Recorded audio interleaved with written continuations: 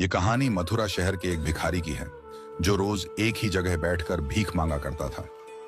उसका दिन इस उम्मीद के साथ शुरू होता था कि उसे शाम तक इतना पैसा मिल जाए कि रात को सोने के लिए कोई सुरक्षित जगह मिल सके।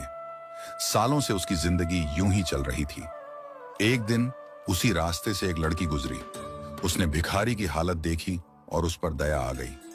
उसने उसे 500 रुपए और ब्रेड का एक टुकड़ा दिया, लेकिन अनजाने में लड़की की सगाई की कीमती अंगूठी भी उस ब्रेड के टुकड़े के साथ भिखारी के कटोरे में गिर गई। लड़की को इसका एहसास नहीं हुआ और वह वहां से चली गई।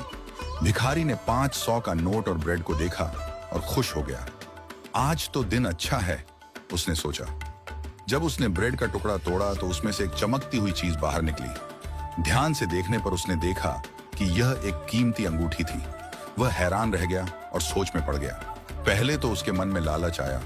उसने सोचा, अगर मैं इस अंगूठी को बेच दूं तो मुझे लाखों रुपए तक मिल सकते हैं। इतने पैसों से मेरा पूरा जीवन बदल सकता है।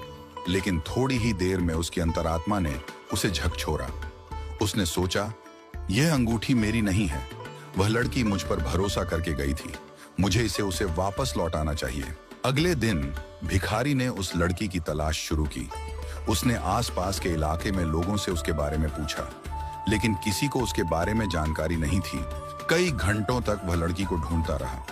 आखिरकार उसे लड़की कैंपस के पास दिखाई दी। उसे देखकर भिखारी के चेहरे पर मुस्कान आ गई। वह तेजी से लड़की के पास पहुंचा और बोला, मैडम, यह आपकी अंगूठी है।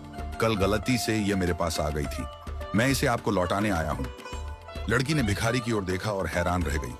उसकी आंखों में कृतज्ञता के आंसू थे। उसने कहा, आपने मेरी इतनी कीमती अंगूठी लौटाकर बहुत बड़ा काम किया है। आज के जमाने में कोई भी इतनी ईमानदारी नहीं दिखाता। आप जैसे लोग बहुत कम मिलते हैं।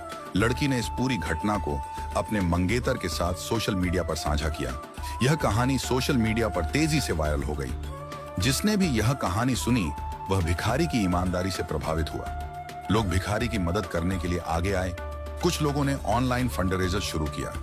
देखते ही देखते दुनिया भर के हजारों लोगों ने उस भिखारी की मदद के लिए पैसे भेजे। कुछ ही दिनों में भिखारी के बैंक अकाउंट में लगभग 1,50,00,000 रुपए की राशि जमा हो गई। जो आदमी कभी फुटपाथ पर सोता था, उसकी जिंदगी अब पूरी तरह से बदल चुकी थी। उसके पास अब एक घर था, अपनी गाड़ी थी और सबसे बड़ी बात, उसका खोया हुआ आत्मसम्मान वापस आ गया था। इस बीच जब यह कहानी टीवी और इंटरनेट पर वायरल हुई तो उसके भाई बहन जो उसे 16 साल से ढूंढ रहे थे, वे तुरंत उससे मिलने आए। हर किसी की आंखों में आंसू थे। अब वह भिखारी अकेला नहीं था। उसके पास घर था,